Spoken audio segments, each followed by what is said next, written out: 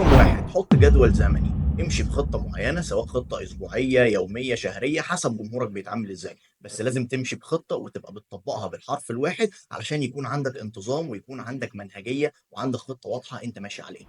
رقم اتنين، التركيز على جودة المحتوى. لازم تركز على جودة المحتوى وتهتم دايما إن محتواك يطلع بنفس الجودة، لأن الجودة مع الاتساق هي اللي بتبني الثقة بينك وبين الجمهور. ما ينفعش إن أنت بتبقى بتنزل وخلاص وملتزم بمواعيد النشر، لكن الجودة بتاعتك مش هي. لازم جودة فيديوهاتك تكون واحدة والجودة دي تكون عالية، علشان ده بيبني ثقة وارتباط بينك وبين الجمهور بتاعك.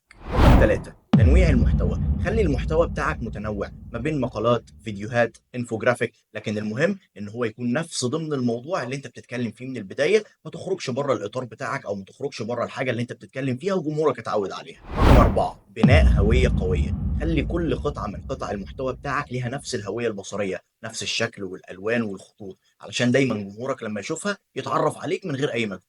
رقم 5، الاستجابة للتغيرات. راقب المحتوى بتاعك بشكل مستمر، وراقب ردود أفعال جمهورك علشان دايما تطور المحتوى بتاعك وتحط فيه الحاجة اللي هم حابين يتفرجوا عليها أو اللي حابين إن هم يشوفوها. الاستمرارية والاتساق بيجعل العلامة التجارية بتاعتك موثوقة بالنسبة للجمهور، وبيبني مع جمهورك علاقة طويلة الأمد، وتقدر دايما تسوق لهم عن طريق التسويق بالمحتوى.